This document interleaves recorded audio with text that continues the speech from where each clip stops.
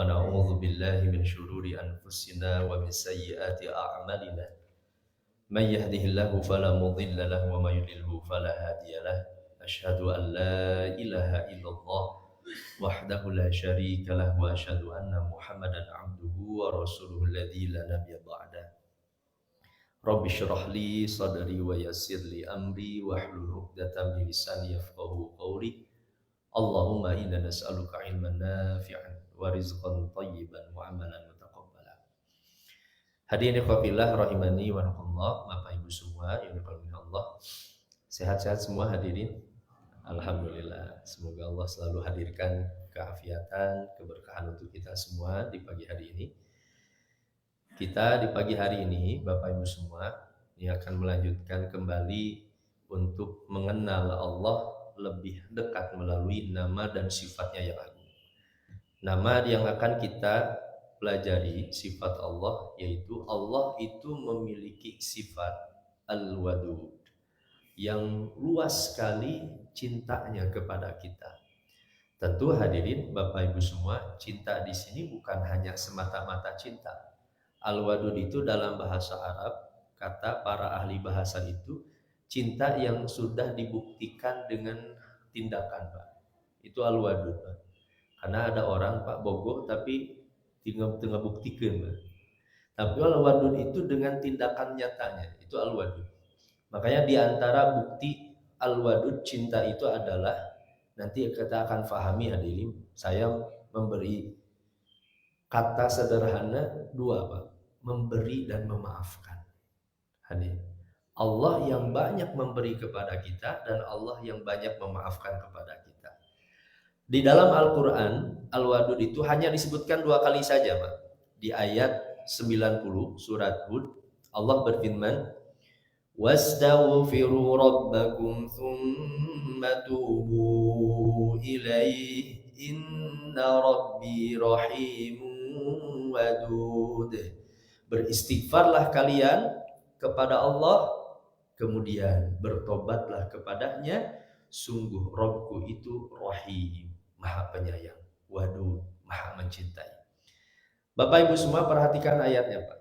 Lumrahnya kalau Allah memerintahkan istighfar dan bertobat, itu lumrahnya, kata para ulama tafsir, hadirin, itu ditutup dengan Ghafur, Pak. Allah Maha Pengampun. Ketika Allah memerintahkan bertobat, lumrahnya dengan Tawwab. Allah itu Maha Penerima taubat. Tapi kenapa ayat ini justru sifat yang disebutkan oleh Allah bukan Allah Maha Pengampun dan Penerima taubat ketika memerintahkan beristighfar, tapi Allah sampaikan inna rabbi rahim wadud. Allah itu Maha Mencintai.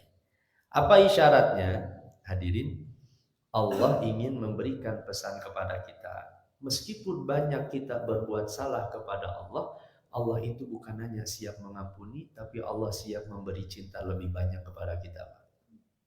Makanya Allah tutup wadud. Karena biasanya manusia itu mencintai orang lain itu karena kebaikan, Pak. Itu tabiat manusia. Bapak Ibu semua misalkan ya, suka kepada seorang, kenapa? Mungkin karena dia sering membantu kita. Hadirin, Bapak Ibu semua misalkan ya, cinta kepada seorang, kenapa? Mungkin dia karena sering menolong kita. Itu tabiat manusia, Pak. Tapi siapa di antara kita, Bapak Ibu semua, yang kita itu mencintai orang yang banyak berbuat salah kepada kita? Itu sulit, Pak. Sulit sekali. Tapi Allah Subhanahu wa taala ketika memerintahkan istighfar dan bertobat, Allah itu tahu sekali hadirin, kita banyak berbuat salah, khilaf ya. Hadirin, tapi Allah sampaikan bukan Ghafur, Allah sampaikan Allah itu siap mencintai meskipun kita itu banyak berbuat salah. Makanya, di ayat selanjutnya hadirin, Allah sandingkan sifat Wadud dengan Ghafur, Pak. Nah, kan kemarin saya sampaikan ya, ketika hadirin kultum subuh, kalau ada 2 nama dan sifat Allah dibarengkan itu pasti ada maknanya, gak sembarangan ya. Ghafurur Rahim ya, Hamidum Majid kemarin, termasuk Al-Ghafurul Wadud, itu ada rahasianya. Jadi dari banyak nama dan sifat Allah, kenapa Allah barengkan Al-Wadud dengan Ghafur? Kenapa kemarin Allah barengkan Hamid dengan Majid, hadirin? Kemarin saya sampaikan ya ketika kultum subuh. Masih ingat atau masih lupa Pak? Hamidum Majid ya, sampaikan hadirin. Atau ketika kultum tunduhna luar biasa Pak. Nah, Hamidum Majid kan itu luar biasa hadirin. Allah mengisyaratkan Allah itu zat yang terpuji, lagi mulia, yang mulia lagi terpuji, karena banyak orang di dunia mulia tapi tidak terpuji, ada orang terpuji tapi tidak mulia. Al-Ghafurul Wadud, kenapa kata Imam Al-Ghazali, hadirin, Al-Wadud itu dibarengkan dengan Al-Ghafur. Kalau kata Imam Al-Ghazali, karena bukti cinta terbesar Allah itu adalah ampunan Allah. Hadirin, bukti cinta terbesar Allah. Bapak Ibu semua, saya buat analogi ya. Ibu-ibu semua punya anak misalkan ya, naudzubillah, akhlaknya tidak baik, hadirin. Mungkin pernah menyakiti kita sebagai orang tua, hadirin. Lama tidak bertemu, hadirin. Kemudian satu waktu anak itu tersadar, pulang Pak, datang ke ibunya, bahkan mencium kaki hadirin kita, ya mama maafkan saya, maafkan. Ibu yang punya anak, hadirin, kemudian sangat cinta dan sayang, kemudian anak itu minta maaf, kira-kira ibu maafkan tidak? Oh pasti maafkan Pak, karena rasa cinta. Karena rasa cinta seorang itu pasti sangat mudah untuk memaafkan kesalahan orang lain. Hadirin, berapa kali hadirin Bapak Ibu semua kita berbuat salah, khilaf dosa, tapi Allah tidak menyiksa kita, karena itu bukti cinta Allah Subhanahu wa taala. Ibu-ibu kalau kita jujur ditanya hadirin, dosa kita ini sedikit banyak Pak? Wah, Masya Allah. Kesalahan kita itu banyak, tapi Allah tidak menyiksa kita sampai hari ini, karena itu bukti cintanya Allah pada ampunan Allah. Nah, kata Imam Ibnu Said, kita bahas dulu secara bahasa. Dalam bahasa Arab, al-wud itu al-hubbu yakunu fi jami'i madakhilil khair. Rasa cinta yang ada pada seluruh jalan kebaikan yang kita dapatkan. Itu al-hubb. Jadi kalau seorang dia mencintai, kemudian sudah mewujudkan cintanya dalam kebaikan-kebaikan, itu disebut dengan al-wud. Makanya Allah memiliki sifat al-wadud.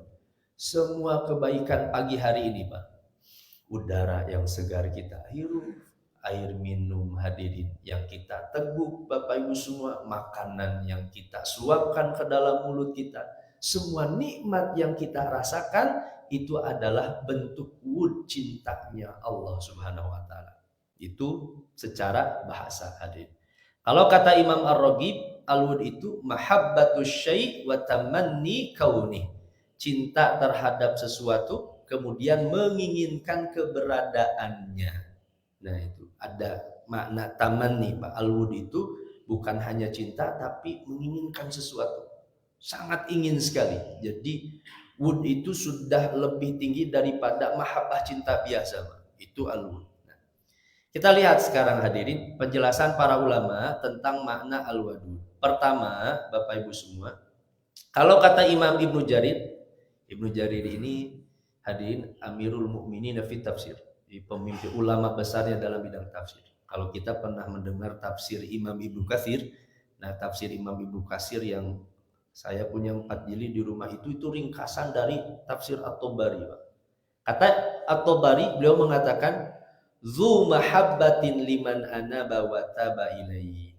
Al-wadud itu Allah maha mencintai kepada orang yang kembali dan bertobat kepada Allah Subhanahu wa taala.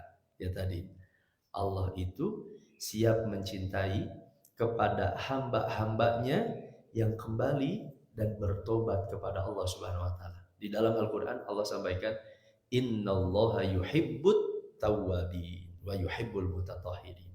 Sungguh Allah itu mencintai orang-orang yang banyak bertobat kepada Allah. Hadirin. Ini makna yang pertama. Kalau kata Imam Al-Khattabi, Bapak Ibu semua oleh Allah, makna al-wadud itu an yuwaddidahum ila khalqi. Allah yang menanamkan cinta-cinta orang lain itu sehingga mencintai kita, Pak. Itu makna al-wadud. Hadirin, demi Allah, Pak, kita disukai oleh orang lain itu bukan karena kebaikan, hadirin, tapi karena rasa cinta yang Allah tanamkan kepada orang lain sehingga orang lain itu suka sama kita. Karena hadirin, andaikan keburukan kita dibuka oleh Allah, Pak. Wah, sudah bau hadirin keburukan-keburukan kita. Makanya kata para ulama, Pak, kata para ulama seperti ini hadirin. Kalau ada satu waktu hadirin orang tidak suka sama kita, Pak. Kan mungkin Bapak Ibu semua pernah dalam pengalaman hidup ada orang baru kenal, Pak, hadirin, atau bahkan mungkin tidak kenal, baru bertemu, tapi ujung-ujung hadirin geuleuh we sama kita, Pak. Gak suka sama kita.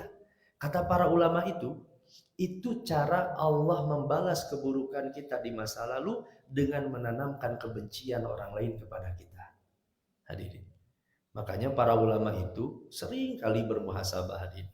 Kalau satu waktu Pak pasangan, ya, anak bersikap tidak baik akhlak, itu cara Allah mengingatkan seorang hambanya terhadap dosa yang pernah ia lakukan, kemudian Allah tanamkan kebencian mungkin lewat istrinya, Allah tanamkan kebencian lewat anaknya, sehingga anaknya tidak suka sama ayahnya, Pak. Kenapa? Karena mungkin ayahnya pernah berbuat dosa, sehingga Allah tanamkan kebencian itu. Atau seorang suami kepada istri, suami pernah berbuat dosa, Allah tanamkan akhlak istrinya yang tidak baik sebagai penghapus dosa untuk suaminya. Begitu pula suami kepada istrinya.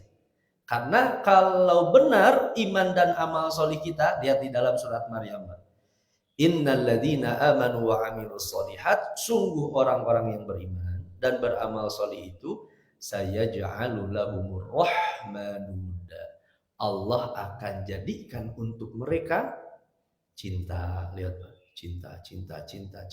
Orang lain akan digerakkan hatinya suka kepada kita. Dan sebaliknya hadirin, orang yang tadi sering menentang bermaksiat kepada Allah, Allah akan tanamkan kebencian. Nanti kita lihat lebih jelasnya dalam hadis qudsi hadirin. Kalau kata Imam Al-Ahlimi, kata beliau, huwal wadu li ahli ta'ati, Allah yang mencintai orang-orang yang taat kepada dirinya. Ar-radhi anhum, Allah ridha. Al-muhsinu ilaihim, Allah memberi kebaikan. Al-madihu lahum, bahkan Allah memuji mereka. Ini makna al-wadud kalau kata Imam Al-Khattabi. Yang terakhir hadirin, ini kata Imam As-Sa'di.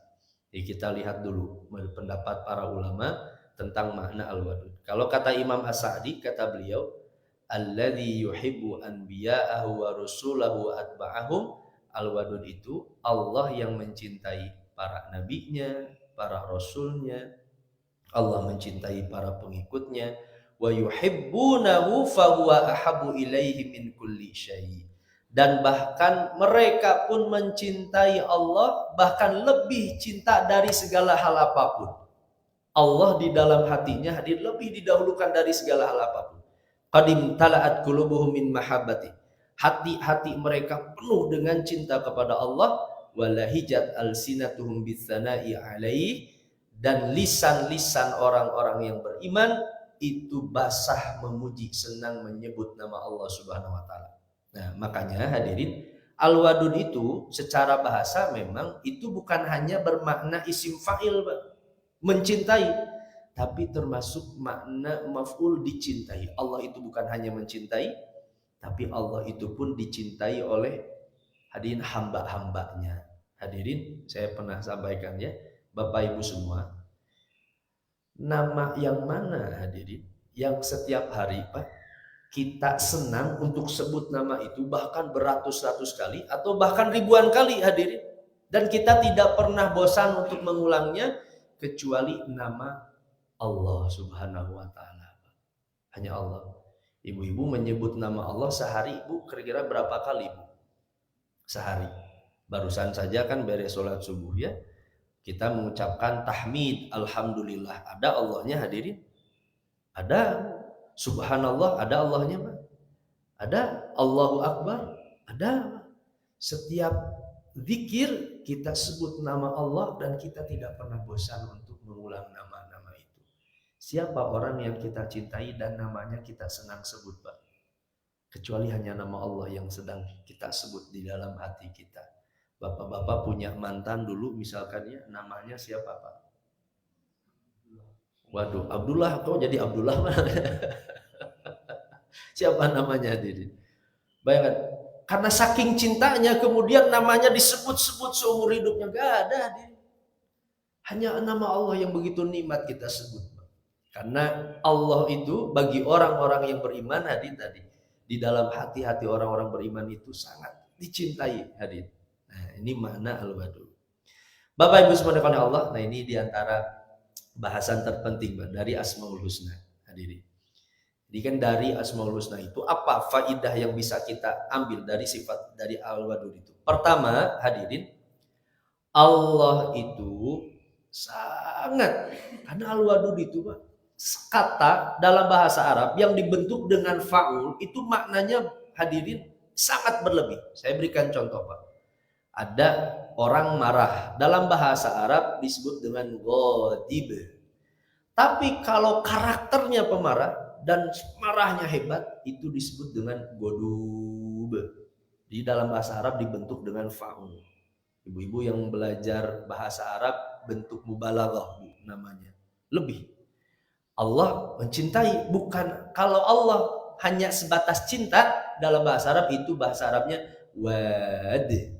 Tapi kalau disebut dengan wadud itu sangat cinta sekali. Itu wadud, Pak. Makanya kan Nabi menyampaikan, Pak, cintanya Allah Subhanahu wa taala kepada kita lebih besar daripada cintanya seorang ibu kepada anaknya.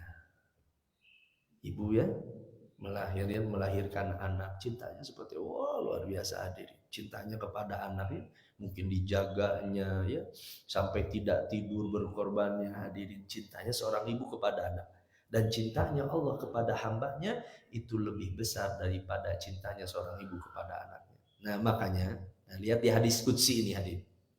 Ini Allah itu kalau sudah mencintai seorang hamba hadirin, Allah akan menggerakkan hati-hati orang beriman itu cinta kepada orang itu. Nabi SAW hadir pernah menyampaikan, Innallaha idza ahabba 'abdan da'a Jibril. Sungguh Allah itu kalau mencintai seorang hamba, Allah akan panggil Jibril. Dipanggil Pak Jibril, pemimpinnya malaikat. Inni uhibbu fulanan fa'ahibah. Hei Jibril, sungguh Allah, aku ini cinta kepada si fulan, cintailah olehmu si fulan itu. Disebut Pak namanya oleh Allah sampai akhirnya Jibril pun fayuhibbuhu Jibril. Jibril pun mencintai orang yang dicintai oleh Allah. Tsumma yunada fis sama. Kemudian bahkan seluruh penghuni langit dipanggil oleh Allah Subhanahu wa taala. Seluruh malaikat. Ada berapa jumlah malaikat di langit, Pak? Saya sering sampaikan ya, di atas Ka'bah di langit yang ketujuh hadirin ada tempat namanya Baitul Ma'mur yang setiap hari ada 70.000 malaikat masuk dari sejak Allah menciptakannya dan tidak keluar lagi. Setiap hari ada 70.000, setiap hari ada 70.000, setiap hari ada 70.000 hadirin. Ada berapa Pak Soni kira-kira sampai hari ini Pak? Seluruh malaikat kemudian dipanggil oleh Jibril, oleh pemimpinnya. Innallaha yuhibbu fulanan fa'ahibbu. Kata Jibril, sungguh Allah itu cinta kepada si fulan, cintailah oleh kalian fulan yang dicintai oleh Allah. Fayuhibbuhu ahlus sama. Maka kemudian hadirin, seluruh penghuni langit pun mencintai si fulan yang dicintai oleh Allah Subhanahu wa taala. Tsumma yudha'u lahul qabulu fil ard. Bukan hanya Jibril, bukan hanya seluruh malaikat hadirin, bahkan ia pun kemudian diterima di dalam hati-hati para hadirin, para penduduk bumi. Dia diterima, Pak. Bapak Ibu semua lihat Pak dalam sejarah kita. Orang yang dekat dengan Allah hadirin, itu namanya harum bahkan sepanjang zaman hadirin. Namanya. Tapi lihat orang yang dulu menentang Allah, jauh dari Allah, namanya hadirin. Bahkan namanya pun orang tidak mau hadirin memberi nama dirinya dengan nama itu. Fir'aun, Pak, Korun hadirin. Orang nggak mau, Pak. Ibu-ibu siapa kalau punya anak, Ustaz saya ingin namanya Korun, boleh nggak? Hadirin. Atau namanya Fir'aun kan gitu. Meskipun Fir'aun kan bukan namanya, hanya sebutan. Tapi kan orang tahu hadirin. Nama itu pun hadirin tidak. Ada orang yang dulu jauh dari Allah, menentang Allah. Namanya saya pun tidak sudi. Semakin dekat kita kepada Allah, maka semakin besar cinta orang-orang kepada kita. Semakin jauh dari kita dari Allah, maka akan semakin jauh pula hadirin cinta-cinta Allah, malaikat bahkan makhluk-makhluknya. Nah, hadirin Bapak Ibu semuanya Allah, Kemudian, termasuk di antara makna al-wadud itu, hadirin, Allah bukan hanya mencintai, begitu pula Allah yang dicintai. Hadirin Bapak Ibu semua, belum kita hadirin sempurna keimanan kita. Kita merasakan kenikmatan iman sampai Allah dan Rasulnya kita lebih dahulukan dari segala hal apapun. Hadis ini hadirin, Nabi pernah mengatakan, "Salasun man kunna fihi wajada halawatal iman." 3 hal yang seorang kalau punya 3 hal ini, dia akan merasakan manisnya keimanan. Apa 3 hal itu? Ini sebelum kita bahas hadirin, Imam Ibnu Hajar beliau membahas ini Pak. Kenapa Nabi itu menyebutkan hadirin iman itu dengan halawah, rasa manis. Dan dalam bahasa Arab itu permen pun manisan itu bahasa Arabnya halawat hadirin. Orang Mesir kalau melihat sesuatu yang bagus Pak, mereka akan mengatakan helwa, helwa. Itu manis, halawah. Nabi mengatakan iman itu rasa manis Pak. Bapak Ibu semua saya tanya, kira-kira iman itu rasanya apa Pak? Manis, asam, pahit, lada, apa nama? Kan sebenarnya gak ada rasanya, karena bukan sesuatu yang diindra hadirin. Iman itu bukan sesuatu yang diindra Pak. Nabi mengatakan halawatul iman itu kiasan. Jadi Nabi itu hadirin ingin memberikan pesan kepada kita bahwa keimanan seseorang itu tergantung hadirin, itu kualitasnya, keimanannya itu bertingkat-tingkat. Jadi halawah itu, kalau kata Imam Ibnu Hajar, Nabi itu memberikan pesan tentang tingkatan keimanan. Seperti halnya seorang ketika merasakan makanan sesuatu, ada orang yang merasakan enak, kurang enak, atau bahkan ada yang pahit. Saya berikan contoh Pak, seperti ini. Ada orang hadirin, dia sakit Pak, sakitnya agak parah. Kemudian dia diberilah makan makanan yang enak, lezat sekali makanan itu. Kemudian dia makan karena sedang sakit, kemudian dia bilang, kok makanannya pahit? Kata orang yang sakit itu. Saya izin tanya Pak, yang salah itu makanannya atau orangnya Pak? Makanannya atau orangnya? Orangnya, bukan makanannya. Makanannya enak, tapi kenapa orangnya merasakan pahit? Karena orangnya sedang sakit. Begitu pula kata Imam Ibnu Hajar, dengan halawatul iman itu Nabi ingin memberikan pesan hadirin. Orang yang hadirin belum merasakan nikmatnya sholat berjamaah, belum merasakan nikmatnya membaca Al-Quran, belum merasakan nikmatnya beribadah kepada Allah, itu yang salah sholatnya atau orangnya Pak? Orangnya, bukan sholatnya, bukan baca Qurannya hadirin. Bisa jadi orangnya itu sedang sakit sehingga dia tidak merasakan manisnya itu hadirin. Nah, makanya Nabi mengatakan halawatul iman, tentang bahwa halawah itu tingkatan keimanan, semakin hebat kualitas keimanannya, semakin manis nikmat keimanannya, semakin rendah keimanannya, semakin tidak akan merasakan nikmatnya. Jadi an yakunallahu wa rasuluhu ahabba ilaihi mimma siwahuma. Yang pertama, hadirin, kita akan merasakan manisnya keimanan itu kalau Allah dan Rasulnya lebih kita cintai dari segala hal apapun. Hadirin, Allah lebih didahulukan. Nah, Bapak Ibu semua, tapi para ulama menjelaskan cinta kepada Allah itu yang dimaksud itu adalah hubbul akli, cinta secara akal Pak. Kenapa? Karena kata para ulama hadirin, secara tabiat, secara syahwat kita itu susah hadirin, itu sulit untuk menyukai beribadah secara syahwat Pak. Tabiat itu susah, makanya kata para ulama justru cinta di sini itu cinta akal. Saya berikan contoh hadirin, Bapak Ibu semua. Barusan kita sholat subuh Pak, hadirin. Kita adzan kemudian bangun subuh ya.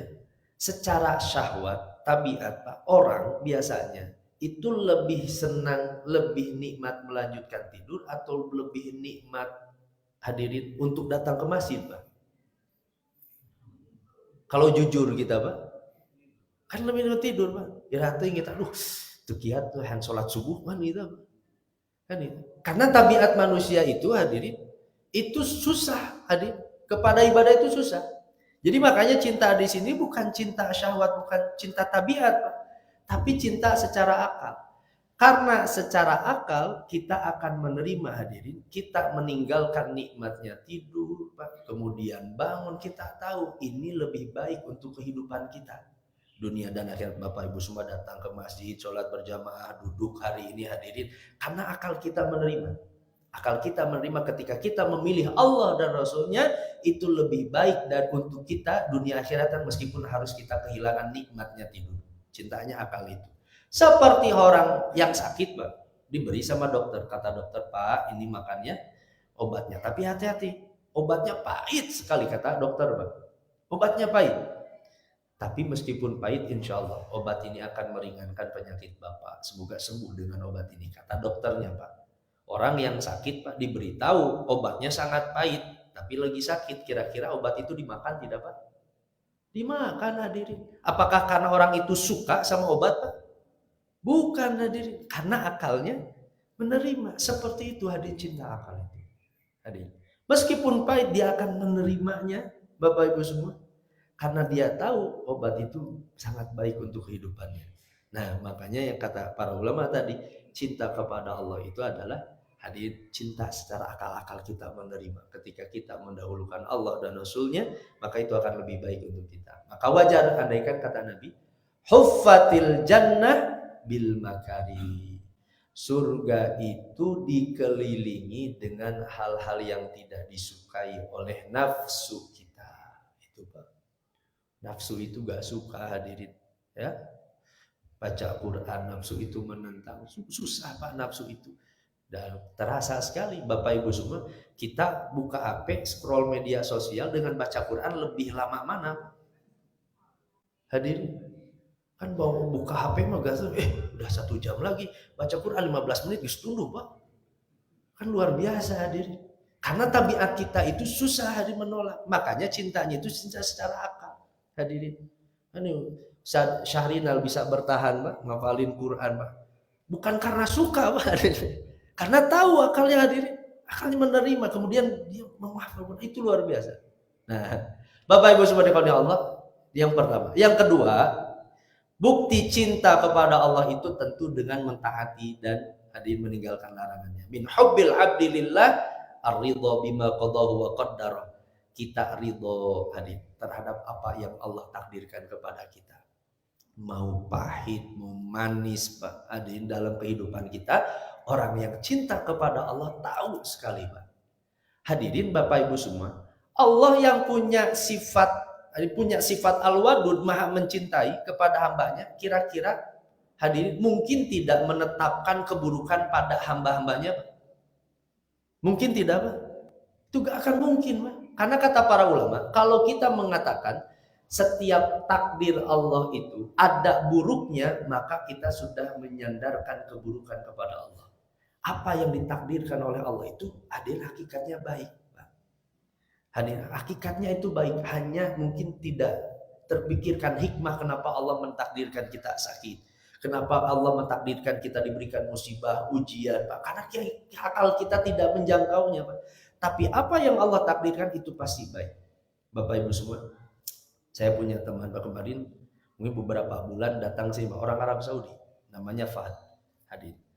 Saya kan dulu waktu daurah akidah ketemu, Pak. Kemudian lama akhirnya berteman, dan beliau datang ke Indonesia, lama juga ketemu, akhirnya sering ngobrol. Saya tanya, Pak, karena kan dia belum menikah tapi usianya udah 40 tahun, Pak. Akhirnya saya tanya, karena udah lama kenal lah, saya tanya, kenapa kamu belum menikah, kata saya, usianya 40 tahun lebih. Dia agak terdiam, Pak. Kemudian setelah beberapa, ya kemudian ketemu lagi, dia gak mau jawab, Pak. Kemudian dia suka memanggil. Tapi satu waktu kemudian dia akhirnya jawab, kenapa dia tidak menikah? Saya waktu dulu, kenapa tidak menikah? Dia katakan, Pak, saya ini ada punya sakit, katanya. Emang sakit apa, kata saya? Ya dia pun cerita, Pak. Jadi sakitnya itu, hadirin, unik, Pak. Kalau setiap sholat, hadirin, itu dia gerak-gerak, Pak. Gerak-gerak. Setiap sholat. Kata saya, memang seperti itu. Dia liatin videonya. Dan dia pun alasan kenapa dia pindah rumahnya, nggak usah daerah mana. Kemudian pindah ke Mekah, hadirin. Di Mekah, nah di Mekah itu dia harapannya, dia cari dokter sekaligus banyak sholat di Masjidil Haram supaya sembuh, Pak, penyakitnya. Tapi sampai hari itu saya ketemu di Kota Baslu, dia belum sembuh hadirin dari penyakitnya. Nah, kemudian saya tanya, kamu udah ke dokter? Udah kan nih, ke medis, udah ke dokter manapun. Kemudian saya mau, kemungkinan ini memang bukan medis, baru ini bukan non medis kata saya. Nah, kemudian dia cerita, saya tidak menikah itu karena ini. Saya khawatir kalau saya menikah, kemudian istri saya merasa berat melihat saya seperti ini. Dia ceritakan, Pak. Jadi setiap sholat kayak gitu, Pak. Sampai akhirnya ya dia pun tanya, kalau di Indonesia siapa orang yang suka ruqyah? Dia tanya, Pak. Saya datang ke Yesus, semoga jadi jalan kesembuhan saya. Kemudian saya liatin lah videonya Ustadz Muhammad Faizar, Pak ya. Ini beliau kata saya, ini alamatnya saya sampaikan. Nah, tapi beliau ngasih nasihat seperti ini, Pak. Ini luar biasa. Karena saya sepanjang kenal sama beliau, ya orangnya tenang. Dia seorang konsultan bisnis, dia tenang, terus juga pernah terlihat punya masalah, hadirin. Nah, tapi dia mengatakan, sebenarnya kasih nasihat seperti ini, Pak. Bagus sekali nasihatnya. Saya ini merasa bersyukur diberi Allah penyakit seperti ini. Katanya. Jadi setiap sholat, kalau sholat malam tuh gerak-gerak, hadirin. Gak tahu kenapa. Tapi dia mengatakan, saya itu bersyukur diberi penyakit seperti ini. Kenapa? Karena andaikan Allah buka takdirnya, kalau saya tidak diberikan penyakit seperti ini, bisa jadi kehidupan saya akan lebih buruk daripada sekarang. Dia mengatakan seperti itu, Pak. Saya dalam hati, Pak, ada orang hadirin diberikan ujian penyakit bertahun-tahun, Pak. Kemudian dia mengatakan, hadirin, andaikan Allah tidak takdirkan saya sakit seperti ini, saya tahu pasti itu lebih buruk daripada saya. Akhirnya dia menikmati penyakit itu, hadirin. Nah, itu luar biasa. Orang kalau sudah cinta kepada Allah, Pak, dia akan merasakan setiap apapun yang ditetapkan oleh Allah Subhanahu wa taala itu pasti baik. Karena Allah itu Al-Wadud. Allah itu mencintai hambanya, gak akan mungkin menetapkan Bapak Ibu semua yang rajin sholat berjamaah, Bapak Ibu semua yang rajin baca Quran, kemudian Allah sengaja memberikan keburukan kepada kita. Mustahil. Karena Allah itu punya sifat Al-Wadud, Maha mencintai hamba-hambanya. Nah, Bapak Ibu semua yang Allah, kemudian hadirin, ini saya singkat saja hadirin. Di antara hal yang semakin menambah kecintaan kita kepada Allah Subhanahu wa taala itu pengetahuan seorang muslim. Hadirin, berbeda sekali, Pak. Orang yang mulai mengenal agamanya, syariatnya, Allah ia kenal, apalagi dia pelajari, hadirin, sifat-sifatnya, kecintaannya berbeda sekali dengan orang yang kemudian pengetahuan ini.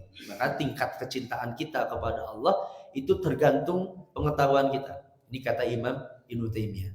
Dan yang terakhir, Bapak Ibu subhanahu Allah, sifat Al-Wadud ini seperti yang sering kita bahas tadi dalam nama dan sifat Allah. Cara mengamalkan Al-Wadud dalam kehidupan kita, sebagaimana kita sangat senang kalau Allah mencintai kita, maka seperti itulah wujudkan cinta-cinta ini kepada orang-orang terdekat kita. Kita belum beriman kepada Allah Al-Wadud sampai kita mewujudkan cinta itu kepada orang-orang terdekat kita, kepada anak kita, kepada pasangan kita, kepada tetangga kita, kepada murid kita, kepada siapapun. Karena kata Nabi, la yu'minu ahadukum hatta yuhibba li akhihi ma yuhibbu li nafsi. Tidak sempurna keimanan salah seorang di antara kalian sampai mencintai saudaranya seperti mencintai dirinya sendiri. Di cara mengamalkan Al-Wadud itu seperti itu, hadirin. Kita mewujudkan cinta kita, senang memberi, senang memaafkan, Pak. Sebagaimana kita senang diberi dan dimaafkan oleh Allah Subhanahu wa taala. Wallahu a'lam bishawab. Hanya itu mungkin hadirin Bapak Ibu semua yang bisa kita bahas pada pagi hari ini. Ini di antara makna Al-Wadud, Allah yang Maha mencintai, sangat besar sekali cinta Allah kepada kita, dan dialah Allah yang dicintai oleh hamba-hambanya. Hadirin, maka kemudian wujudkanlah cinta Allah ini dalam ketaatan kita, dan begitu pula wujudkan sifat Al-Wadud ini dalam cinta kita kepada orang-orang terdekat kita. Wallahu a'lam bishawab. Hanya itu hadirin Bapak Ibu semua pada pagi hari ini yang bisa kita bahas. Semoga jadi keberkahan untuk iman kita semua dan iman amal soleh kita semua. Subhanakallahumma wa bihamdik asyhadu an la ilaha illa anta astaghfiruka wa atubu ilaik. Aqulu qouli hadza wa astaghfirullah li wa lakum. Assalamualaikum warahmatullahi wabarakatuh.